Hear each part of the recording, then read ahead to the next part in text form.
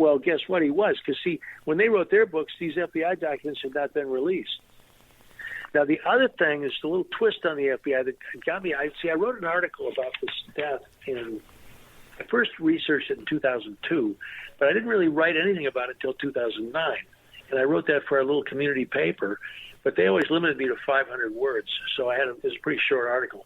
But what brought it back up to me in 2009 was a book that came out by three guys. It was titled "The Rise and Fall of the KGB in America," and it was by three authors, and a guy named Haynes, Klur, and Vasiliev. And their book was based on newly released KGB documents. And this is kind of interesting. This is stuff nobody knew before.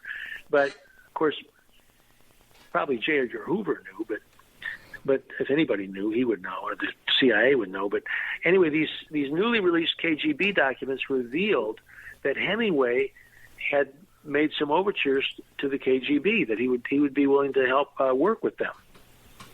And they even gave him a code name. I don't know what the code name was. He had a name, Argo, A-R-G-O. That was going to be his KGB code name.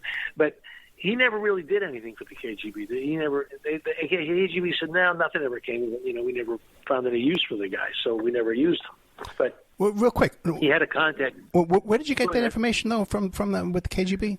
It's from this book. The book is called The Rise and Fall of the KGB in America by Haynes, Klur, and Vasiliev. Gotcha. And they conclude that you can find this. If you look up my name on the internet, Hugh Turley and Hemingway, right, this article will come up. It's at Dave Martin's website. Gotcha. He's got the article up there. But you can find, and you'll see reference to this book. So the KGB connection kind of interested me because I thought, this would be a reason why the FBI might be following him. This would be, maybe they were KGB agents, or maybe they were CIA agents. I mean, I don't know who's following him the night before he's shot, but it could have been any one of these agencies, Who knows? But it just added a little something that got me back interested in it again, was the KGB angle of it, because I never knew about that until 2009. But that sort of resurrected the story for me again. And then I heard something. I'm always learning. Mark Twain had an expression that he said, we're always improving the quality of our ignorance, right? Yes. That's a good. And I am doing that, I'm telling you.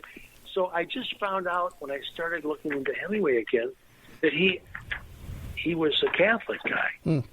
Did you know he was Catholic? I would assume. In Spain, Well, he was baptized. He was actually raised in a church just a Christian church I think the name of it was denomination. It was a denominational church outside of Chicago. But he was baptized during World War I when he was injured by a priest. And then I started to look into his Catholic connection because I stumbled on this, and this is kind of interesting because we're coming up on the Easter season and Passover and Good Friday. And Hemingway actually wrote a 4-page play about the crucifixion of Christ. This is pretty much unknown. My brother was an English major, and I told him about it. He said, wow, I never heard of that. Well, the title of it is Today is Friday, okay? And I thought it was interesting that Hemingway wrote a play about the crucifixion of Christ. And it's the setting of the story is 3 Roman soldiers are going into a bar after the crucifixion, and they're going to have a couple of drinks and talk about the day. And the bartender is a Hebrew guy named, they call him George. That's Hemingway's style. But the title of the play is Today is Friday. And I don't think Hemingway would have written this if he didn't have some Christianity in his blood. He was also close to John F. Kennedy. Kennedy, by the way, quoted Hemingway in the first sentence of his book, Profiles in Courage. He quoted Hemingway, who said that courage is grace under pressure. And John F. Kennedy sent Ernest Hemingway a personal invitation to his inauguration. They were good friends, and they corresponded. In fact, all of Hemingway's papers are at the John F. Kennedy Library in Massachusetts, in the Presidential Library. That's where Hemingway's papers are. So anyway, Hemingway's second wife was very Catholic, and I think it was through her that he became more Catholic. They said he often went into churches and would light candles and pray. And in this play that he wrote, these soldiers are talking about, this guy on the cross. The first guy says, well, he's pretty good up there. I thought he was, we've seen a lot of these guys, and this guy was pretty good. It's like he was a prize fighter or a bullfighter or something. But there's three characters. But the one soldier, the first soldier, is the one. At one point, he says, "Did you see me slip the old spear into him?" And the second soldier says, "You're going to get into trouble someday doing that." And the first soldier said, "It was the least I could do for him. I tell you, he looked pretty good up there to me today." Well, I didn't know this, but one thing leads to another. The soldier that stuck the spear in the side of Christ ended up converting to become a Catholic. That's right. Yeah. And he's a saint. And there's a statue of him at St. Peter's in Rome. Longinus, I think his name is. He's a Roman soldier. So anyway, that's just a little sidelight. But the reason I bring up the Catholics angle of this is that I just looked at a book about Hemingway's Catholic influences by Matthew Nichol. And Nichol's kind of going with the suicide story, but Nichol argues that Hemingway wasn't really Catholic because Catholics don't approve of suicide. He didn't think Hemingway would kill himself if he was Catholic. So he's arguing that he's not a Catholic because he committed suicide. But see, Nichol is going with the suicide. But see, you could turn that argument the other way around and say, well, maybe Hemingway didn't commit suicide because he was influenced by the Catholic faith. So that would be an argument the other way. You can argue it either way if you want. But then Hugh Turley, let me ask you this, okay? The death takes place in his own house, in his own doorway, with his own gun. Now, the wife, Mary Hemingway, she would have to know if there was a knock on the door, the doorbell rings, someone's at the door and shows up at the door. And then they would have to somehow obtain his weapon from him and use it on him. But are there conclusive ballistics that that's the weapon that was used? Well, let me tell you what else I know about the weapon. Go ahead. We might as well get it all up on the table here because there was no ballistics investigation or stuff about the weapon. And I told you they didn't say whether there was blood on it or not. Right. But, see, when Mary Hemingway, she said she was awakened by two banging sounds. So that's two shots. Yeah. Two. And if you're firing a double-barrel shotgun at your head, you don't get two shots. You get one. So that I found interesting that she said there were two shots. I've looked this up. About 4% of gunshot suicides are two shots.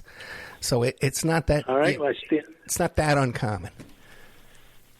Well, with a shotgun to the head? Well, no, I'm just saying gunshots. Don't quote me on shotguns to the head. I don't know. Okay, well, I can see maybe if you had a 22 to the head, and also 38 maybe. But I've had guns too that I had the Tonix Pocket 9. You'd pull the trigger, and the recoil from the gun, it would fire twice. The trigger pull would fire twice. Well, I'm not an expert on that, but I did. But anyway, she called, the first person she calls. Right. Is Chuck Atkinson. And then I think he must have called the doctor, police. I don't really know who called the police. But the other neighbor, she was this guy, Atkinson ran the motel shopping center, but another guy was like a fitness instructor at Sun Valley Lodge, a sports instructor. His name was Don Anderson. And he's another friend of the family. Now, when he reached the house, and this is in Carlos Baker's book, he said the suicide weapon was still there, and he picked it up and opened it up and looked, and he said that there were two shots fired. Okay. Well, see, this guy is not supposed to pick up a weapon at a crime scene. I mean, he's just disturbed the crime scene, okay? That's a big no-no. If you ever come up on a crime scene, you don't touch anything. But he did, and I found that interesting. And he said both shots were fired. Now, there's other reports that only one shot was fired. So there's a contradiction. You want to know what you mean? This is where we get to the importance of this gun was chopped up with a blowtorch. Because if my theory about the hair trigger, because it was a custom made gun, right? We could test that now. You know what I mean? We could even test it for blood residue 20 years, 50 years later. Yes, you could. Yeah. But it was cut up and it said secretly buried. So, I mean, you're destroying evidence, is my opinion, and that's to me is a reason to be suspicious. Now, Hemingway could very well have committed suicide. I don't know. Yeah. I'm not saying he was murdered for sure, but I would say there's reason to have some doubts just because of the way the whole thing is handled, see. And I'm not convinced that he took his own life. No, here you got a guy under FBI surveillance and FBI COINTELPRO type harassment, and suddenly he's dead. You got the weapons destroyed. Now, what about Mary Hemingway? Does she have a motive in all this? Oh yeah, and well, that your question about Mary Hemingway brings back the other question I wanted to ask you, because in your previous question I didn't really get to it, but you said, how would they get his gun to shoot him, right? Yeah, right. That's a good question. And now you bring up Mary Hemingway. Well, I told you she should have been a suspect because she's the benefit big time from his death. And of his 4 marriages, hers was the longest. So it would pass the expiration date. It may have been just about over anyway. Yeah. And they weren't sleeping in the same bedroom. They had separate bedrooms. Oh, really? Okay. Yeah. So, I mean, when he got up and went downstairs, to get to the door, and then, you got to believe her story. Well, I was awakened by the shot. She may have been awake and heard him go downstairs with someone. She may have heard the knock on the door, but she knew who it was because she gave them the gun earlier, So she may have provided the gun to the killers. We don't know. You know what else, too, man? Even should have been a suspect. Okay. Yeah, even a sheriff, in a small one-pony town, could pick up a recently fired shotgun and tell you if it was just cleaned that day or it was in the process of being cleaned. That anybody could see that. You could smell the oil on it and stuff like that. You'd see the cleaning tools around. Right, but see, these conclusions that are reached, like accident or suicide, they don't have any evidence for that. You have to have. Where does the evidence? Like I said earlier, the direction of the shot, was it fired from the doorway or was it toward the doorway? I mean, was there blood on the door? I mean, was the door open when they came? I mean, when they found the body, was the door open or was it closed? I mean, I don't know. This is so many unanswered questions. But see, when you don't do a proper investigation, the Practical Guide for Homicide Investigation by Geberth says that every scene should be treated as a homicide until homicide can be ruled out. Okay, that's standard police procedure. That's in the homicide textbook of tactics and procedures for forensic techniques. This place should have been treated as a crime scene from the very beginning until it could be ruled out. But it was just an accident.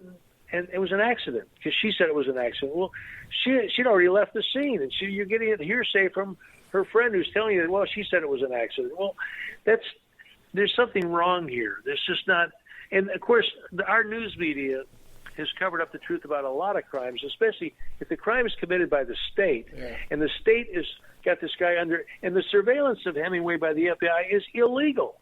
This is an illegal surveillance of a man for decades, that's unwarranted. I mean, it's illegal. So they're doing illegal stuff to the guy already. They would be suspects.